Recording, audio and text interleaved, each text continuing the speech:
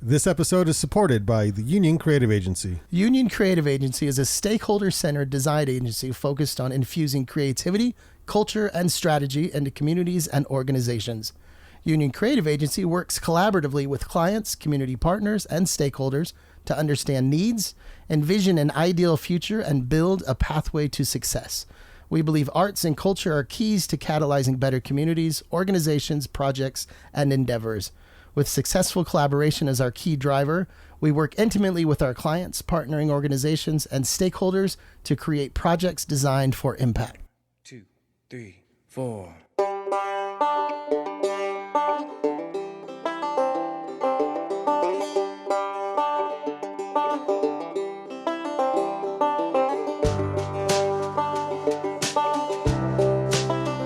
Where arts and culture summits the airwaves, this is the Nine Rails Arts Podcast.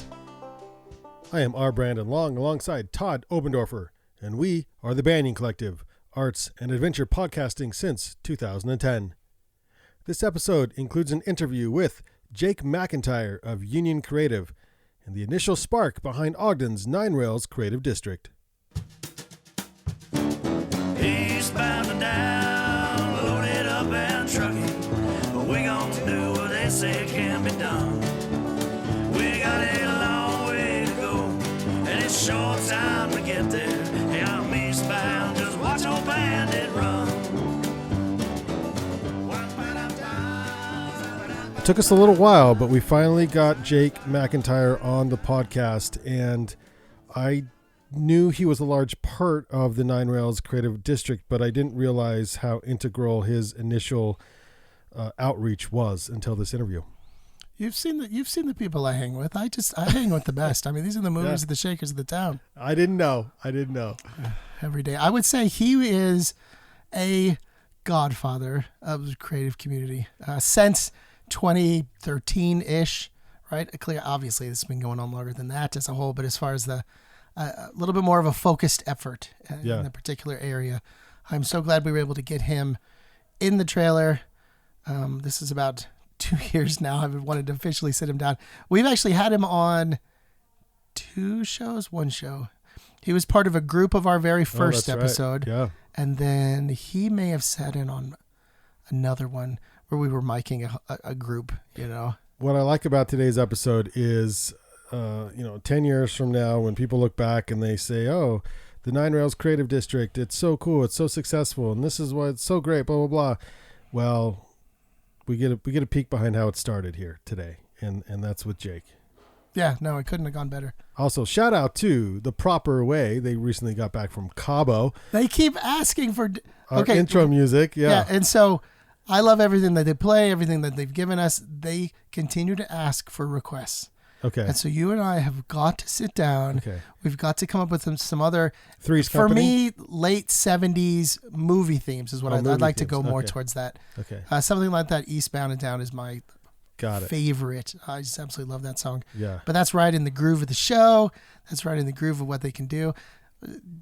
Hot back from Cabo. Why weren't we invited to that? I don't know. That shows you how we rate. We weren't in Cabo, that's for sure. We got to learn a stringed instrument is all I'm saying. Yeah. All right, this is our interview with Union Creative's Jake McIntire. How'd that sound? That was pretty good. That was really good. In fact, we got into the red on that one, so that was good. That's strong. You don't even have to pipe that up. What'd you open? Oh, Ketos, one of my favorites. Yeah, this is the Ketos Amber Ale. Because this time of the year, it's about ambers and browns. Those are my favorite. Not that I would turn away anything else. Yard sale would be fine, but that wouldn't be my first pick. I'd go for something a little bit darker. What do you like? We're going for the Melvin IPA today. So have you always liked IPAs? Yeah. It's not something you had to sort of grow into? The first time I tried it, I hated it. That's what happens with IPAs. Spending some time in like IPAs Portland, in general, Oregon. or this particular IPA? IPAs in general. Yeah. And then spending some time in Portland, Oregon, I think warmed me up. I think for me it was San Diego. So I moved out to San Diego. Not a fan of the hoppy beers. In fact, I grew up in my youth like Rolling Rock beer. Anybody or Zima? Oh, yeah. Like these beers that are barely. Zima beers, is not a beer. It was a malt beverage. Okay. I think if I remember right. Yeah. But it just shows you that's about where I was at, right? And then I increasingly got a little bit more sophisticated, but I still wasn't into hoppy beers. And so there was Super Dive Bar that I should remember the name of in San Diego by the airport. And they only served IPAs on draft. And so I'll be honest, I'm not a huge fan of dive bars. I loved this dive bar in particular. There was a bartender behind the counter. It had nothing to do with the fact that she was... Was she cute? She was so cute. And she was all tattooed. We were talking about tattoos. She was tattooed out, and she was swoony. And so she educated me about IPAs. And we... Anything else? Just that's a different episode. Okay. But she educated me kind of across the way on IPAs, and she was very knowledgeable. But at the same time, I didn't start with like the hoppiest of IPAs. I kind of worked my way into it because for a lot of people, they drink their very first IPA and never touch it again. Like they don't even go back into it. No, I want to say my first IPA was does Red Rock have like a double, like an elephant? What's the elephant? Elefino is a great beer. Yeah, was my first one, and I thought, whoa, what is this thing I'm drinking? Yeah.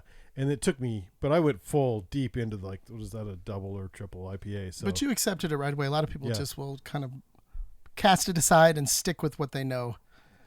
Anyway, joining us today in Banyan 1, and inside the Banyan Collective Studios, inside the Monarch. What's your whole series? I love it. Banyan 1, inside the Monarch building, inside in the Nine Rails Ogden, Creative District. Nine Rails Creative District, which we have someone here who can talk. Knows a little something about that district. Here. Yeah, exactly. Jake McIntire. So, Jake McIntire, what's your middle name, Jake? Alex. Jake Alex. Not Jacob Alexander. Common mistake. Jake Alex. So your full name is Jake. Just Jake. Jake. Straight to the point. I think that's probably a good idea. Jake Alex McIntire of Union Creative Agency is joining us today. I think that it is about time. It has been about a year and a half that I've been trying to set this up. We keep very busy. I think now is the perfect time. I think we're at the right place in the story of the Nine Rails Creative District. And so you are coming in to give us a little bit of a backstory, your personal involvement. I'll be honest, and I've said this before, you are the reason that I am who I am in the Ogden arts community. I was inspired by what you do. I didn't know what that was at first. Well, that was a bombshell there, right? Yeah. Wow. I'll be honest, I didn't know what that was at first, but your level of involvement in all things, right? It was one of these things where how do I get to know more about my community, particularly in the arts? Well, the best way to do that is I started joining some committees. That helped a little bit. I started going to public meetings, open houses, these type of things. And then every time at those meetings, suspiciously, they always ask if you would like to be more involved. Yeah, then that's a give me your slippery information and we would love. It is a slippery slope, but it's a slope that I never considered really starting until I met you. And so this was how long ago now? I mean, this is some time ago, like a couple of years ago, probably 2016, something like that. Yeah. And so, I don't know exactly how to tackle this. And so we're going to go back towards the beginning. You know what this is, Todd? You know those documentaries and like they show you the end result? Like we have the end result. We have Jake McIntire in the Banyan 1 in the middle of the Nine Rails Creative District here. We need to and then they go back. How did it all begin? Yeah, back to the beginning. But the beginning was more than a couple of years ago. See, my beginning would be back a couple of years, and then we'd probably say a little, but then we'd have to go back even further than that. And so let's talk about when you became involved or when you became interested in creating something interesting in this part of town. So that probably takes us back to 2013. I was in Portland, Oregon, going to graduate school, working on a Master's of Fine Arts in Collaborative Design at the Pacific Northwest College of Art. That sounds so fancy. What's collaborative design? Collaborative design is basically creative problem solving. So they bring a bunch of creative people together, mostly artists, but through their practice in that program, we don't make art, we solve problems. And sometimes art is the conduit through which to do that. But really the program found that artists approach problem solving in a really different way than other people. And so that artists have this unique ability to solve unsolvable or what are called wicked problems. So think of things like climate change, our healthcare system, these things that are so complex that they're essentially unsolvable. So this program is focused on bringing together creative people to try to solve these unsolvable problems. And my emphasis in that program almost immediately became urban theory and understanding the way that communities change over time. That was this sort of problem or this opportunity that I was interested in exploring. Why was that interesting to you? I think for a number of reasons, but one, my undergraduate work was really focused on art in a traditional sense. I did a sculpture degree, and through that work, I started to realize that art had this really interesting ability to connect people and to start conversations, to sort of blur the lines between past, present, and future, to blur the lines between cultures, between ideas, between identities. And that seemed to map in this really interesting way to the way that communities were built. And so I gained that fascination actually outside of the idea of Ogden, just in general, like how do communities change over time? And what is the role of the arts in that equation? And through that process, I started researching communities around the United States, mostly like mid-sized American cities. That sort of seemed like an area or a size of community that I was interested in.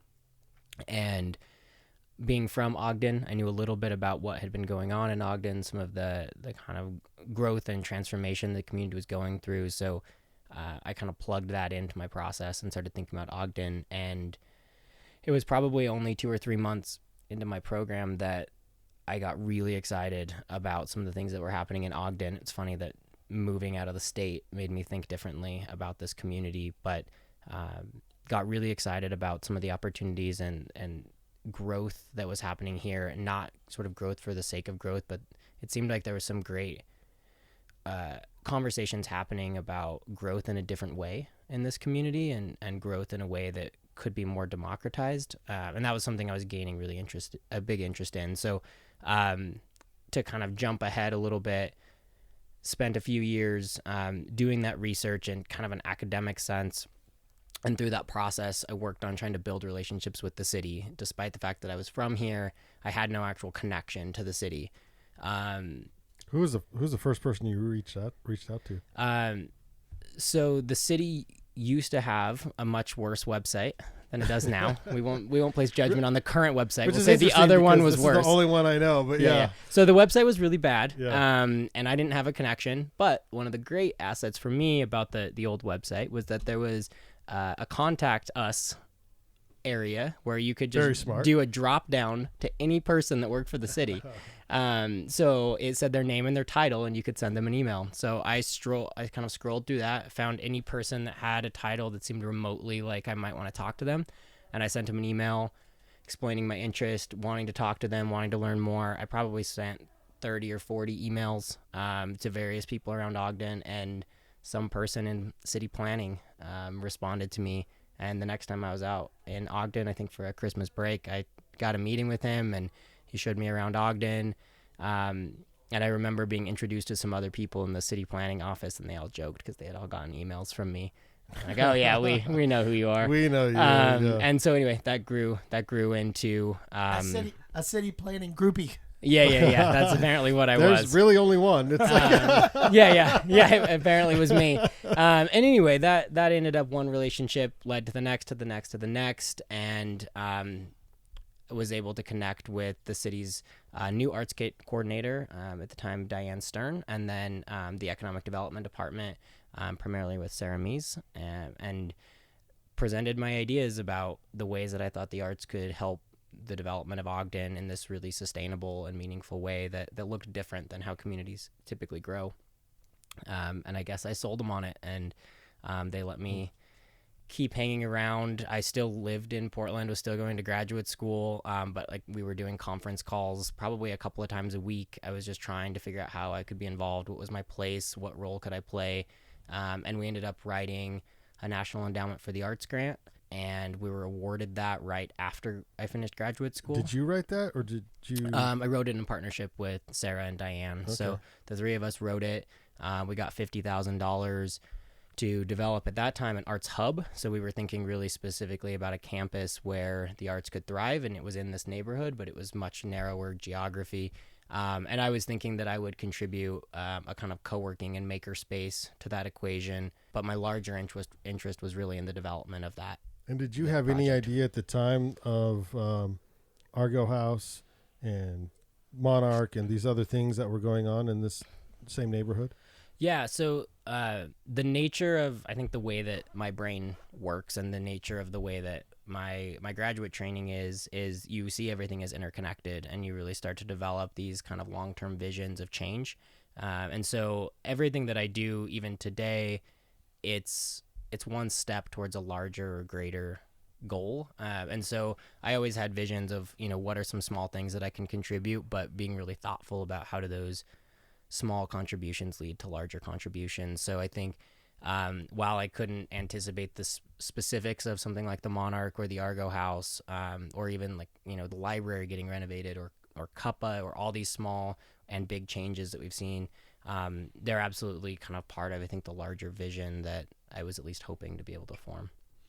I'm glad we got you on board, because I can see somebody with that sort of observational skills and the connection, the idea of, making all these connections.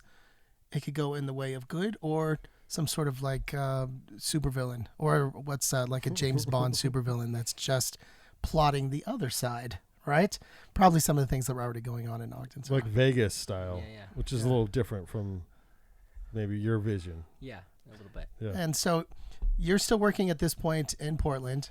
When did you start wrapping things up and heading back to Ogden? I packed up right after graduation, moved back here. And so that would have been when? 2015. Okay. So moved back to Ogden with the intent of buying a house here. And we did that. We bought a house just maybe 2 blocks outside of the creative district. So right in this general area, it was really important to us to kind of invest in this community and be part of this neighborhood in a really personal way. And so yeah, I came back like early summer of 2015 with the full extent of not just continuing to grow the arts community, but also start a kind of creative co-working space. And that kind of pretty quickly fell out from under me for a number of reasons. But it left me with... I was going to say how, why, but a number of reasons. Okay. Yeah, we don't need to go into all the specifics, but I think the essence there was it just really wasn't the right opportunity at the right time. I think it would actually make a lot more sense now than it would have then. And it just was, it was a lot of work without a lot of return in a way. And so, I put... That's the Banyan Collective slogan. yeah, that's a lot of work without a lot of return. That's good. You know what? I feel joyful returns. I feel like the return is self-satisfaction. It's warm hugs. I'm okay with that. Yeah. Yeah. The monetary side is a little... it's questionable. Yeah. I think the timing's right now. I think that's what... Yeah. I think that's what it is. We were just ahead of our time. That's what it was. Exactly.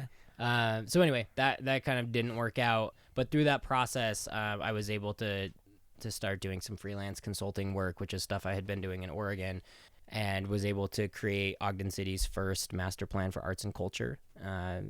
And then that was so much fun. I really enjoyed that process, and I decided that I should start a kind of a full-time design consultancy focused on that type of work, not just for Ogden, but for beyond. And so that's kind of brings us to today. Yeah, that's what you have today. That's what you do now is a full-time consultancy. Correct. Thing. Yeah, and I told. So people ask all the time, yeah, what does Jake McIntire do? I don't know. You got to talk to Jake. Yeah, I think that was a rule that I set with this interview, right? I don't have to explain what I do. But no, we can take a stab at it. We can see where it goes. I do know that you consult. I know that you use Post-its. I do use a lot of Post-its. Oh my gosh, all the Post-its. Yeah. Do you have stock? I should. Yeah. Yeah. And they all do represent different things.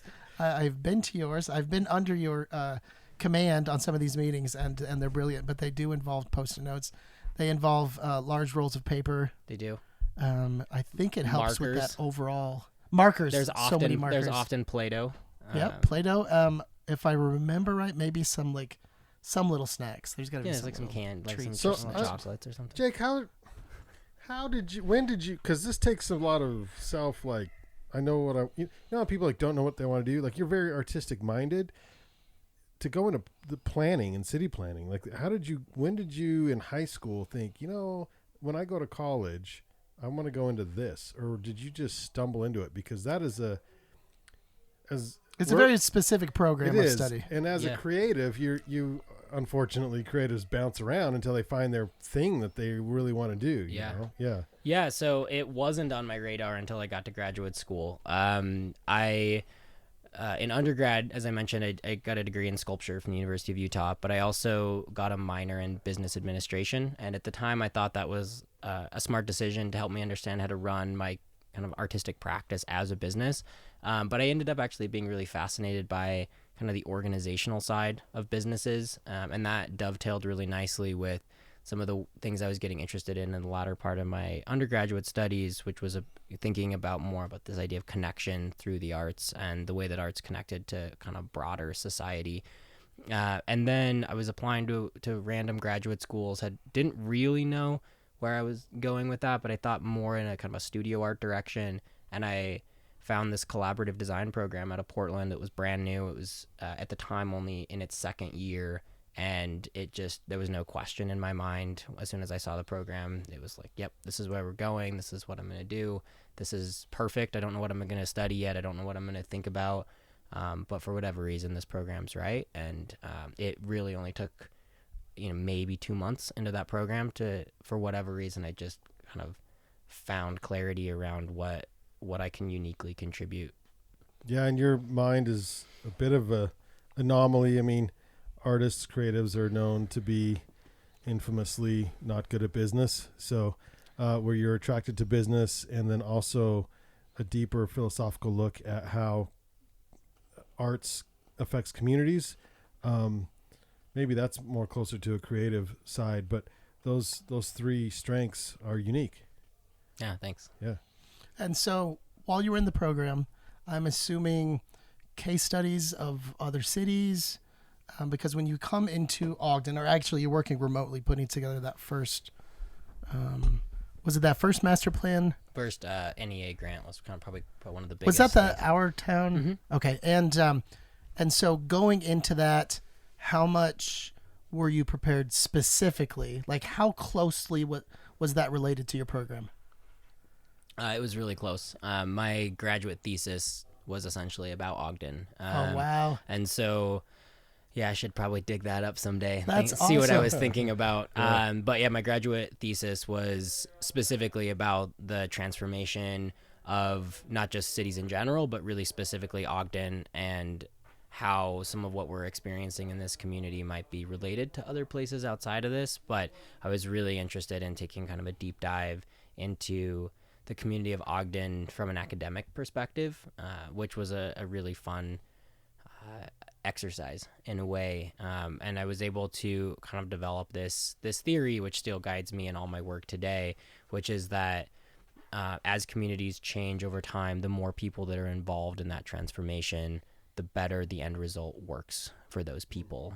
So I got really interested in this idea of displacement and gentrification that happens through arts typically. I mean, the arts are unfortunately one of the most powerful tools for gentrification. And I knew that was a sticky area that I was going to have to deal with if I wanted to enter into this work. And that was something that was really important to me, is that as I worked, whether it was in Ogden or elsewhere, that my work wasn't about increasing property values. It wasn't about transitioning the type of people that live in a community, but really was more about increasing quality of life and increasing vibrancy, and including as many people that currently live in the community. So Ogden accepted that, but is that a hard sell? Because don't most municipalities want to see the money, the bottom line of the tax revenue and things? Yeah, I mean, I think it is a really hard sale in a lot of ways, and I think that was partly what attracted me to Ogden. Was there is a lot of interest in this idea of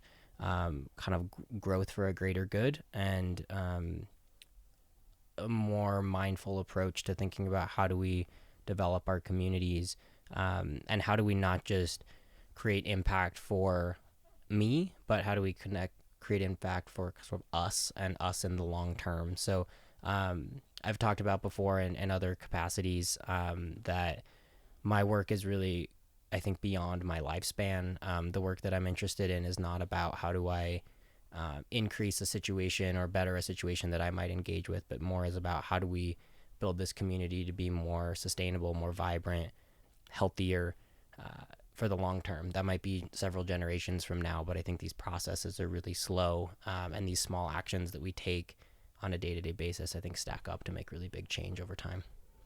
Well, I think that's admirable, and I think that's something that particularly, and Utah is my home, and I do know that often decisions are made that are very short term. They're within these next couple of years, or right now. Mm-hmm. If things are going good now, then that's all we really kind of care about, right? Yeah. And so the fact that you've been able to not only stay true, but it's shaped everything that you've done is admirable. And I'm sure that you've probably come to more of a place through experience that isn't just in some sort of utopian fairyland, right? Absolutely. And reality of working with the city. Yeah, those two things can butt up against each other sometimes, but I do my best to remind myself that these are long-term ambitions that can't, the kinds of changes that I'm thinking about can't happen in a quick way. And so being a former maker, I have this instinct to want to see instant gratification. Yes. And I've had to really train myself to work away from that, but I have to find ways to find instant gratification as well. Thinking about things like the Painted Crosswalks project or the Rachel Pohl mural that is now where Platforms is, some of those kind of projects that I helped instigate here early on.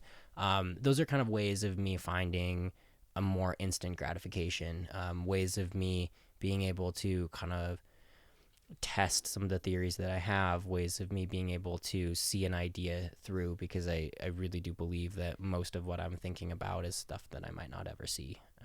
So you've got to find that balance. Oh, absolutely true. Kind of talk to us how that Rachel, what's her last name again? Rachel Pohl. Pohl. I always mispronounce her name. Mural came together. So in this, coming fresh out of school, still in academic mode, which is something I maybe should get back to a little bit more. But really thinking in this kind of heady perspective of what is the site within this community or within this specific neighborhood that might have the most impact, right? How can we sort of theorize based on all the available spaces, which place has the most impact? And for a number of reasons, I felt like that site at corner of 25th and Adams had a lot of really interesting qualities that would enable us to not just put some paint on a wall, but it would actually enable us to rally a community together and would enable us to build some momentum around something. So, there's been a lot of murals that have happened in Nine Rails, but I think that one in particular catalyzed some really interesting action, and that was the goal. So it kind of started out with this idea of wanting a mural on that specific site. Reached out to the property owner, Thane Fisher, who also developed the Monarch, and he was open to it. I just had to find the money. He was willing to let the space be used. I reached out to a lot of artists and unfortunately kind of struggled to find an artist who was ready to take on that kind of project. And it actually happened that local artists. Yeah. At the time, I think right now it's easy for us to think about how vibrant our arts community is. But I think back even just to, that was, I guess, 2015. Our arts community was a lot more segmented at that time, so it was really hard to find emerging and up-and-coming artists. And I knew of a few, and they weren't interested in the opportunity. And She's Dope Too actually had a show with an artist they had worked with, Rachel Pohl, at the Parlor. Those of you some of you might remember the Parlor. The Parlor's for sale right now. The Parlor is for sale. Yeah. And it's got a nice history upstairs. Yeah. It's a beautiful space. But Rachel Pohl is an artist based out of Montana. Anyway, she had a show there. I loved her work. I felt really connected to it. I felt like it was the right opportunity. I approached her, and I think, her first response was no. I'd never done a mural. So I pushed a little bit, and I think she had said the largest mural or largest painting she'd ever done was about 24 by 36 inches. Yeah, that's a step up. So, for context, this mural is over 900 square feet of painted big space. But for whatever reason, I talked her into it, and she came and did it and did an awesome job. And now I think we have kind of a little bit of a rallying point in the community around that space. And why do you think, this is kind of a follow-up to that, why do you think after 4 years that mural let's be honest, in this neighborhood has virtually remained untouched? I mean, I think that speaks volumes to all the decisions that came after and everything that's happening now. Yeah, I mean, I think just being on that site every day, even to weed whacking the site and priming the wall and everything, there were so many community members, not like the active community members, but I'm talking about the real people that live in the community, right? Like real people walking around the neighborhood who came up and talked to us, offered to help, offered support in some way, whether that was contribution of time, contribution of supplies, contribution of popsicles. It was the middle of July, or just like kind words. There were so many people that were really excited about that. I think we ended up with well over 100 volunteers on that project, and I would say a large number of those were like people that lived within probably 2 blocks of that site.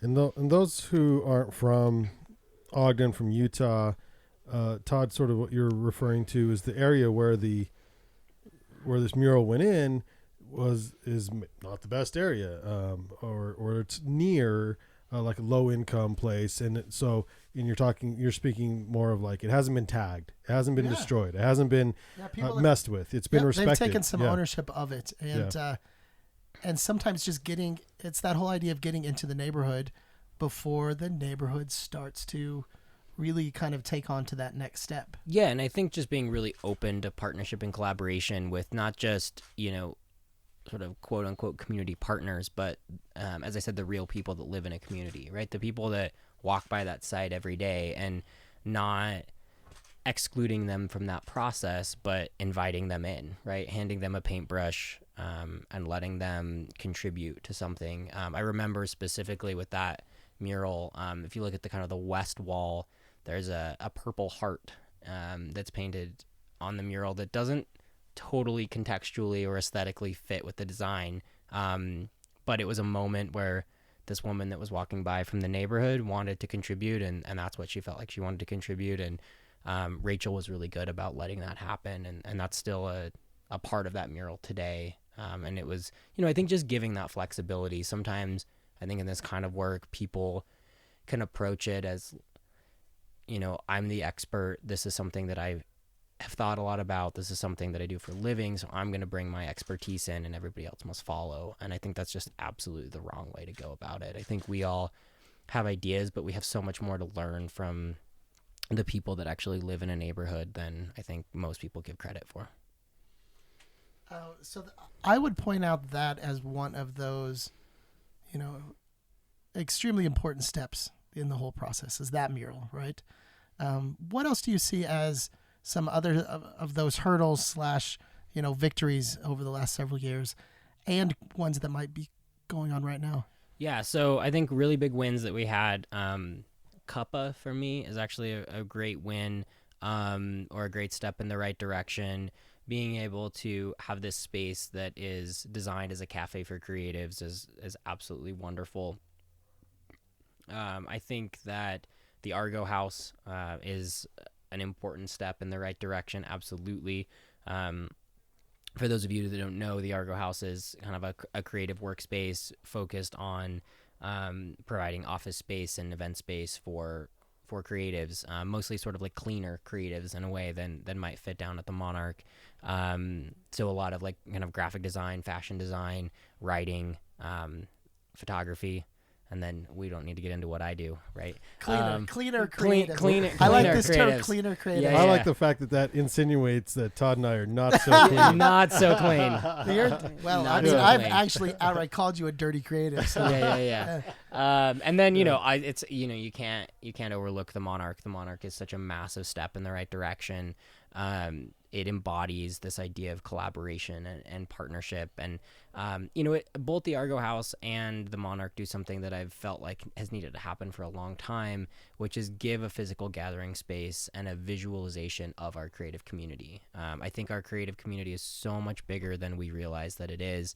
It blows my mind that I've been this active in this work since let's say 2013, and no kidding, at least every 2 or so months I meet some new person in the creative community here that's an awesome artist, awesome designer, has maybe just moved here, maybe has been here for a long time, and is trying to find their place. And so I think things like the Monarch and the Argo House help to codify us as a community and give us some rallying points. I'll promote us a little bit. I mean, when we started Van Sessions, I had no idea there were that many musicians in Ogden, and they just keep coming. And we've been doing this for 2 to 3 years now, and it's like we keep getting new artists from 4 years now, and we keep getting these local artists. And I think to myself, how would anybody know that these artists are even here? Like, nobody even knows. And so at least if you go to every bar and every corner and every night, and categorize all of them, you'll find them all. Yeah, but then even then you're still going to miss some, right? Yes, and I think that's what's incredible about some of the programs that are happening right now, like Van Sessions, that really help to give an identity to us as a community. And I think the creative community here in Ogden, we still have fractures, we still have disconnects, we still have different groups that are connected with different groups. But when we compare it to where we were just a few years ago, I think we're moving in such a wonderful direction. I think we uplift each other in such a great way. And so it's pretty amazing to have kind of watched this transformation and been able to, I feel like, maybe kickstart it a little bit or catalyze it a little bit, and then sort of watch people take hold of what that means. I mean, there's so much of what's happening in this neighborhood that I've had nothing to do with, and that's probably like the most exciting thing for me, is seeing all the awesome things that everybody else is doing. But for the record, because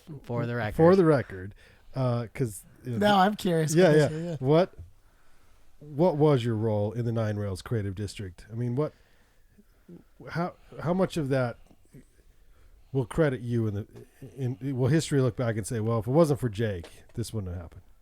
I mean, I hope I've played an important role in that. Absolutely. I think that people like Sarah Mees at Ogden City deserve every bit as much credit. I think maybe it was a vision that I had, but without other people like Sarah and like Diane at Ogden City getting bought into this early and doing what they could from sort of the city government perspective, we wouldn't be where we are today. And then without private business owners, without property developers, without community members all kind of coming together around this idea and getting excited about it, then none of it would really matter. But who started the idea? I mean, I hope there's something from me there. Yeah.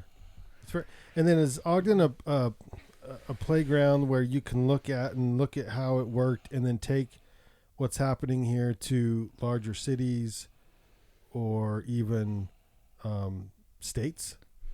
I think while none of this is about that, I think there's absolutely some really great lessons that other places can learn from what we're doing. And part of what I do through Union Creative Agency is hopefully try to spread some of that message. I think that what we've done here is actually incredibly unique. We've approached this creative district in a very different way than most places have.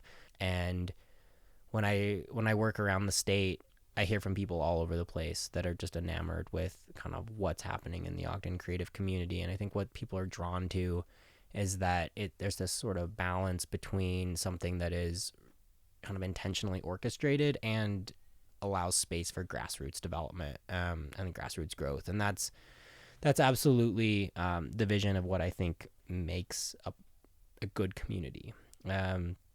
I don't think things work when they're exclusively grassroots, and I don't think things work when they're exclusively top down. I think you need a really healthy balance there, and for a lot of reasons we've been able to find that here. And that, unfortunately, is a really hard thing to replicate in other places. So, we can take lessons, we can learn things from Ogden and try to pass them along to other communities, but there's a reason why I moved back to Ogden and didn't move to somewhere else. And you were in Portland, which is, yeah, I mean, town. There was certainly, I would say, significantly more opportunity for what I wanted to do in Portland. And there was a lot more just kind of general directions that I could take things, but that didn't seem to be important. What seemed to be important is thinking about how could I come back to Ogden, and how could I help to contribute in some really positive way. So what can the artists and the creatives in Ogden do better? I think pushing themselves to just get their work out there more and more, and not just looking for, but taking opportunities when those opportunities arise. I think that it's really easy to be intimidated by things you feel like you don't know. We joked before we kind of started talking today that the reason why I do what I do is because I made it all up. And I think there's a lot of truth to that. I feel like a lot of times UD Creative and Banyan are very similar. Yeah. Like none of us are doing. We have no plans. Yeah. None of us are doing what we're doing because someone like laid a path out for us, right? Well, and I think our creatives becoming more evident in arts in general. In other words, the music industry used to have a path; it doesn't anymore. Yeah, absolutely. So being an artist, I was thinking about this the other day. It's almost the bravest, most boldest thing you could go into as a profession, because you literally have to lay out your own structure for how to become successful and make money at it. Absolutely. It's changing so much, where there used to be able to just go be an actor or whatever. Like anything you want to do, it just changes so much now that absolutely there's no direct line. Yeah, and I think that's an interesting challenge for people. I teach at Weber State, and that's a kind of a message I try to share to my students, is that there's absolutely real job opportunities coming out of the arts, coming out of having a creative skill set. I would argue that creativity is the most important kind of attribute that you can have as a human, as we look forward into our cultures and our societies. But the challenge there is there's no answers to any of it. You have to be willing to hustle. You have to be willing to trust yourself, and that's really hard for a lot of creatives, but you have to be able to trust yourself that you know what you're doing even when you don't know what you're doing, right? And you have to be able to kind of sell your idea and do your absolute best to make that idea happen. And so there's a lot of really talented creative people in Ogden who I feel like need to just trust themselves to be okay with not knowing what they're doing and take that next step. And I think we'll see a lot of amazing things continue to happen. And one thing that I noticed too is that, and also working with art students every day, is the idea of being inspired is everything, right? And being inspired on your own, within your own little bubble and confines, that's difficult enough as it is. And so it's sharing that inspiration with the rest of the community, with other artists. I think that the more of the artist community as it grows, and it's essentially every direction here in Ogden, I think one of the best things artists can do is just continue to get better, really. And I don't know the best way to say this. Is just, it involves specifically what you do, but also just sharing that level of wanting to be better and Todd do wants better local every day. Artists to step up. They want us to take what they're doing well and do it better. Yeah, and I would echo that, which is not a judgment of no, that's not my like intention. a lack, right? Yeah. But that means that creativity is something that you should take seriously. It's something you should continue to push yourself in, and that anybody thinks they've solved it, I think is sort of just not open to really what's happening. So, I don't really care what you've accomplished or what you've done. You've got room to push. And I try to do that for myself always. I try to do that with the people that I work with. I think we all have a lot of room to continue to learn and to continue to explore. And I'd love to see our creative community just continue to push in that way, to continue to find new opportunities and to continue to really get out in the front of the community. I think if we look at Ogden 10 years from now, I suspect, we can check back on this, but I suspect that the creatives will really be the leaders of this community, and that creativity will be at the forefront for what this community is known for. And can you help with that through Union Creative? Like, this is your plug time. So, where can we find you? Where can we follow you? If people want to listen to this podcast, like, well, that's Jake's a great guy. Let's get involved. What can Union Creative do for creatives and artists? Yeah, or businesses. Or business. Yeah. So locally, a lot of the work is really focused on, and when I say locally, I mean Ogden, focused on building up our kind of sector as a whole. So it's more work at the kind of the high level than on the one-on-one level. But I'm always supportive of and always willing to grab coffee or whatever with a creative that's at a point where they feel like they need to take that leap. I'm always happy to do that. Always happy to help uplift people, connect them to opportunities. We have an incredible amount of opportunities in Ogden to help creatives thrive, and I love being able to help people get into that.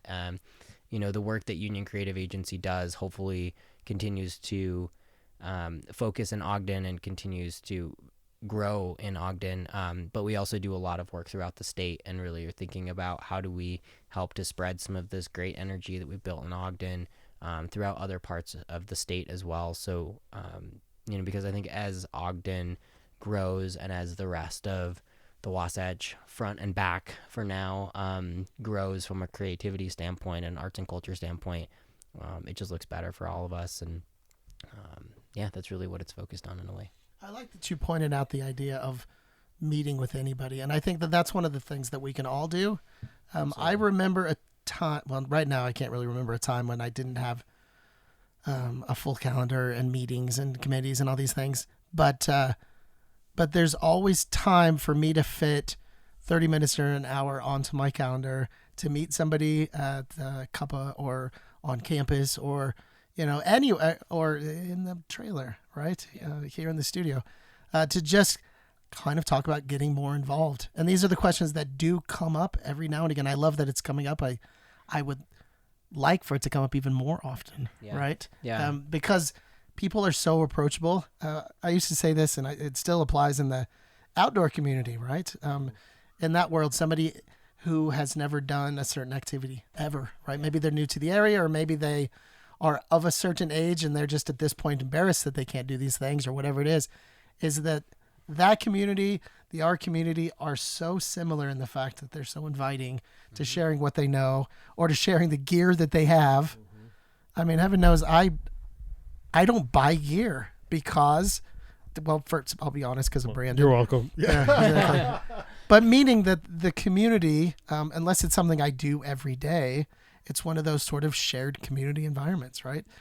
Down to the gear on their back, essentially. And so to answer your question that you gave earlier, what can people do? I think reaching out of that little shell, getting a little bit more involved, being, now's a chance to get really involved. But even if you went to an occasional open house, right? Yeah. This was one of the reasons why I started to go to a few of those meetings back when, is because it wasn't necessarily that fear of missing out on something, but it was that I don't know what's happening, right? All this information isn't making it to the paper if I get to all the articles in the paper, right? Yep. But most all of this information is out there. I don't even think you have to dig. You just got to ask around a little bit. You just got to be open to it. And just one kind of quick thing on that idea of finding people to support you and finding people to talk to about that kind of work as you're wanting to expand or wanting to grow what you do. I think one of the things I've tried to do for myself when I've been at those points is try to email a new person every single day and tell them who you are and tell them why you're interested in talking with them. This is something I've done at a few points in my life over several months at a time. And you send a lot of emails and you get a lot of not replies, or rather you don't get a lot of replies would be the proper way to say that. But those people who do reply could really end up changing things for you in an unexpected way. You got to put yourself out there. You got to put yourself out there. You got to hustle. We talk a lot about in the arts and creative industry about we got to reach the people. How do we reach the people? And then the flip side of that is, as an artist and a creative, you need to reach out. You got to be doing the reaching. Yeah. They're not going to find you. Nope. Yeah. Well, this is fun. Good point. Yeah. Yeah, we could keep this going forever. Any last thoughts? Ooh, I don't know. Well, he's got a million. You know, it's Yeti mating season in Portland, outside of Portland. Oh, is it? Yeah. Is this a thing? I saw. Yeah. Really? I posted about it. It must be How long thing. did you live up there? A little over 2 years. So Did you really it was like a pretty it up short there? stint. Yeah, we liked it a lot. I have spent some time up in Seattle, but I have spent only weekend, if that, down in Portland. But it's an inspirational place to go as well. Yeah, it's absolutely amazing. The connection to nature is something that's pretty amazing and was different than here. So I liked that. And the weather, most people hate the weather. I actually loved the weather.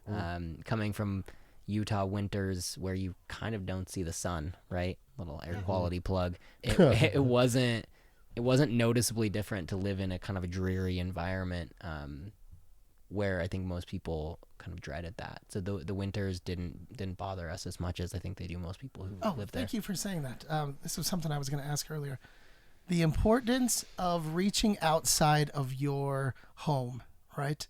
For somebody who does that, somebody who works outside of your home zip code area, and then also for artists, we're kind of talking about creative, so we can kind of stay in that category. The importance of reaching outside of that area for inspiration, the idea of, bringing them back here.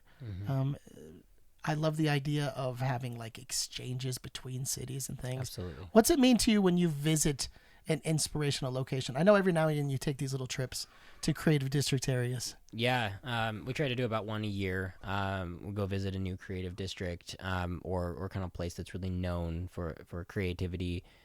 I think it's absolutely critical. I think that to pretend that we have all the solutions here is, a big oversight.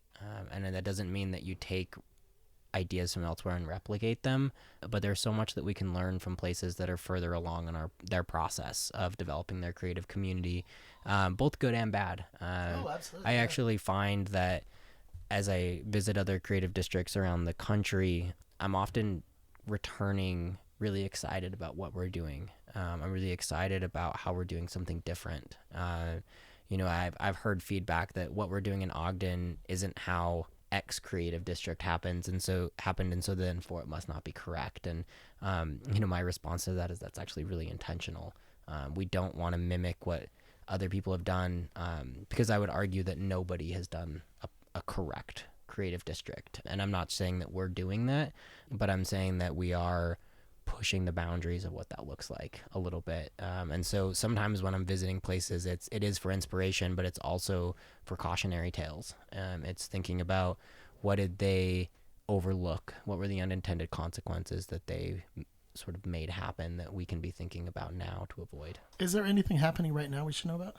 Anything you can disclose? Anything behind the scenes? Or are we kind of in that place where we have big things coming? What's going on right now in the Nine Rails district? Creative district. Yeah. Hopefully some big city stuff. Big city meaning large projects from Ogden City. We'll see where that all shakes out, but we have a bus rapid transit line that will connect the downtown transit hub where the front runner is up to Weber State, and that is going to run right through the creative district, which is an incredible opportunity for us as a community. So let's talk about that just for a second. Yeah. Let's talk about that BRT, because a lot of people don't even know what that is exactly. Bus rapid transit, in case I forgot to say. And there's a lot of BRT. It took actually, I think, my second meeting before it's like, guys, what's a BRT stand for? Yeah. And then this was a long time coming. And then the decision, and a lot of these decisions with this BRT in particular, let's be honest, kind of outside of Ogden's hands. Yep. Right. It's a little bit bigger decision. This is more of a Utah decision, but they've landed on this big, fancy, fast electric bus. Yeah. Right. Yeah. As far as I understand it, that's the word. That's quicker than the buses we have now. Yep. Dedicated lane, I think, through much of it. It's going to take us from the train, so from down in the station to Weber to eventually to the hospital, right? McKay as well, I believe, yeah. And because of that, a lot of, let's just be honest. I mean, there's going to be a lot of construction once that starts, between those two areas.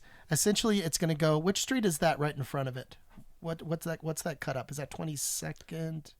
Yeah, I think it comes up 23rd, actually, if I remember right, and then cuts across Washington Boulevard. Then we'll cut up 25th Street and work its way to Harrison. And then I heard for the first time, I think it was a meeting last night, as far as the stops go. So we're going to have a stop.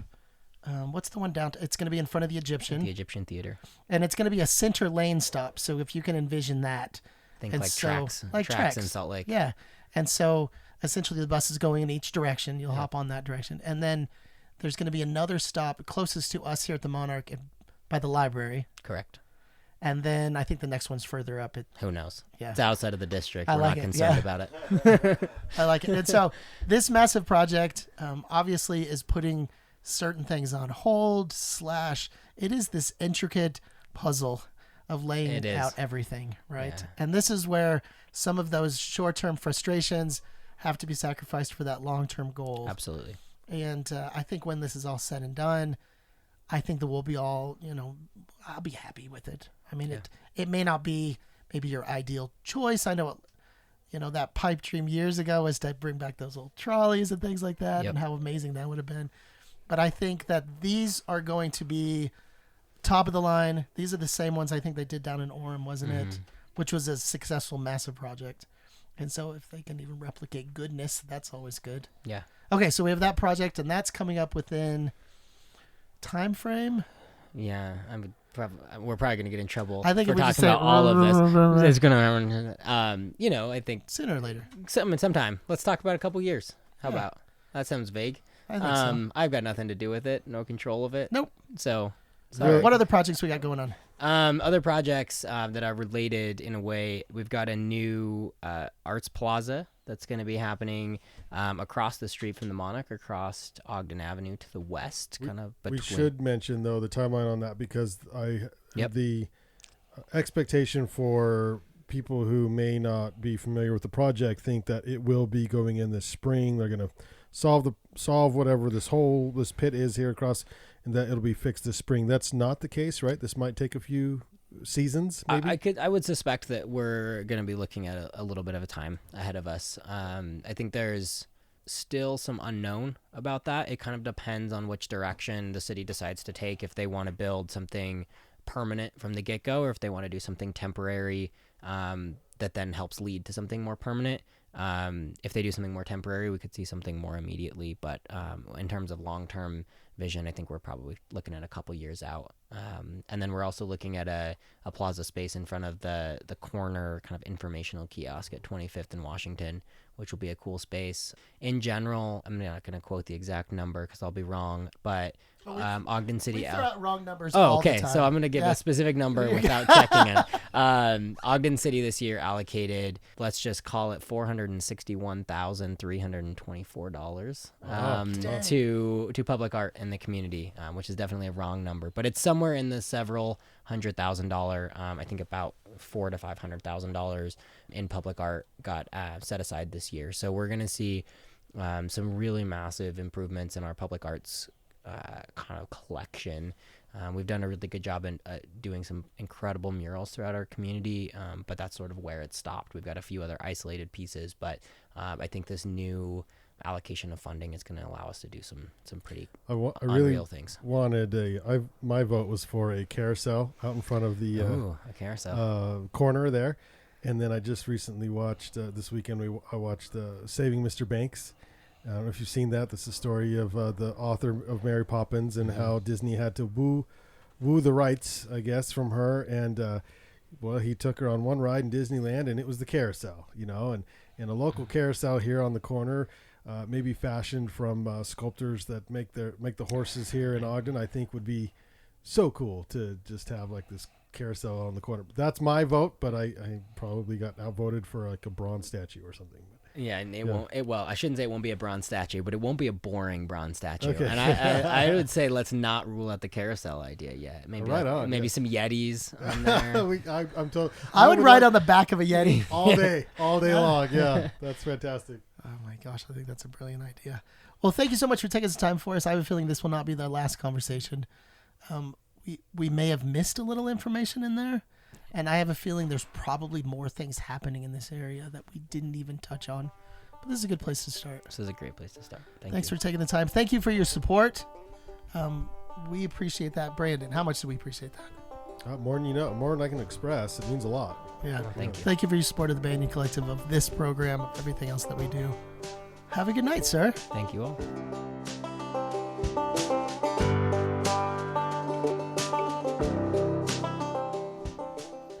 All right, put a bow on it. That is a wrap for episode 22 of the Nine Rails Arts Podcast, produced by the Banyan Collective, arts and adventure podcasting since 2010. Do not miss an episode of the Banyan Collective's Nine Rails Arts Podcast as we explore what it means to be an adventurous creative here in 2020. Hear the stories of Ogden's new Nine Rails Creative District, including those of the district's epicenter and home of artisans, designers, and creatives, which is the Monarch building. Follow the Nine Rails Arts Podcast on Facebook, also on Instagram at the number 9 for Nine Rails.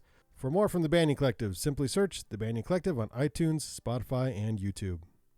This week, we'll leave you with a little something from our van sessions, as recorded live during Ogden's first Friday Art Stroll here at the Monarch building in the heart of the Nine Rails Arts District. This is Vincent Draper and the Coles.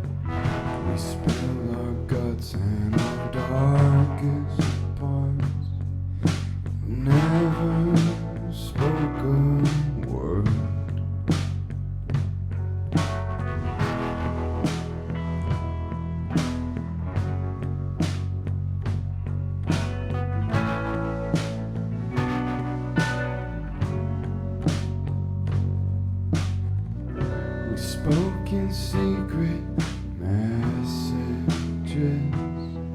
sending glances across our dreams.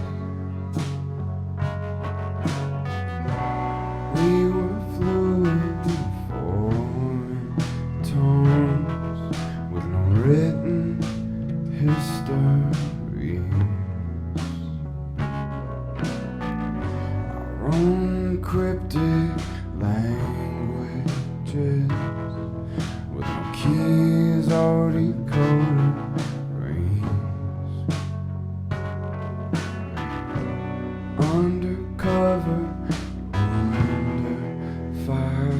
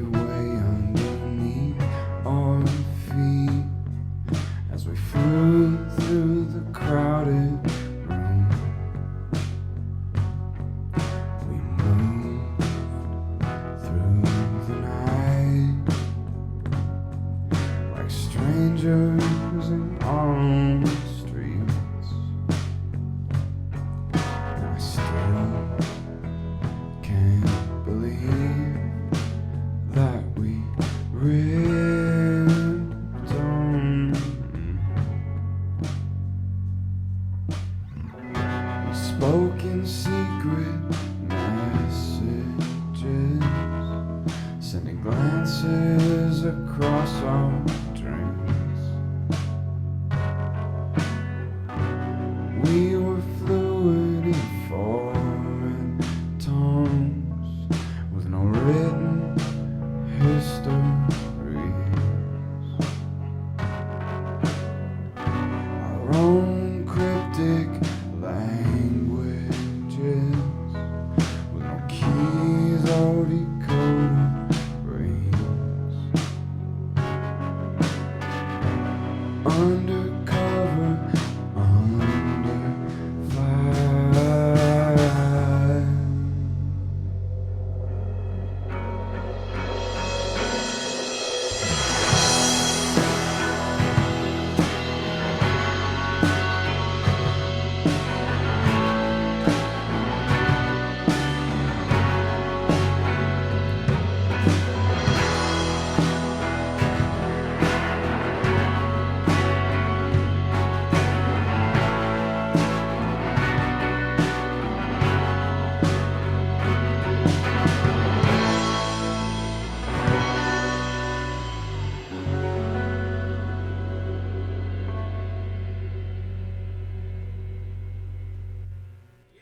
Yeah.